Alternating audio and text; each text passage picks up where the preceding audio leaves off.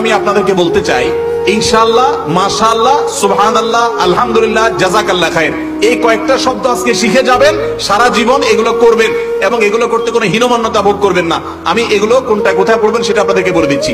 ভবিষ্যতে যত কাজ করবেন, একটা দোস্তকে বলতেছেন, দোস্ত আমি আসতেছি, অথবা এই কাজটা আমি করব, ভবিষ্যতে যাই করবেন সবগুলোতে বলবেন ইনশাআল্লাহ, মানে আল্লাহ যদি চান তাহলে আমি করব।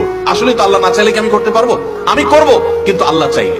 এই জন্য ভবিষ্যতে যত কিছু করবেন সবগুলোতে সাথে বলবেন ইনশাআল্লাহ। মনে থাকবে তো? আমরা অনেকে জানি না কোথায় ইনশাআল্লাহ কোথায় মাশাআল্লাহ বলা লাগে। এই জন্য ছোট ছোট বাচ্চাদেরকেও শিখিয়ে দিবেন।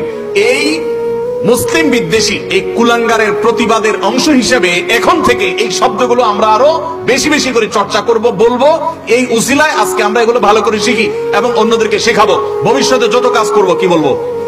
ইনশাআল্লাহ। মনে থাকবে তো? আমরা এখন থেকে ভবিষ্যতে যত কথা বলবো সব কথার সাথে ইনশাআল্লাহ বলবো, ইনশাআল্লাহ। তাহলে মনে থাকবে, ভবিষ্যতের জন্য কোনো কিছু বলতে হলে কি বলবো? আর আল্লাহর কোন নেয়ামত পাওয়ার পর, কোন সুসংবাদ পাওয়ার পর, কোন ভালো লাগা কাজ করার পর আল্লাহর প্রশংসা জ্ঞাপন করে বলবো আলহামদুলিল্লাহ। কেউ জিজ্ঞাসা করেছে খানা খেয়েছ? আলহামদুলিল্লাহ খেয়েছি। আজকে স্কুলে গিয়েছ? আলহামদুলিল্লাহ গিয়েছি। আল্লাহর কোন একটা নেয়ামত পেয়েছি, সেই কথা যখনই বলতে যাব আল্লাহর প্রশংসা জ্ঞাপন করে তারপরে বলবো, তাহলে ইনশাআল্লাহ নেয়ামতটা বাড়ায় দিবেন।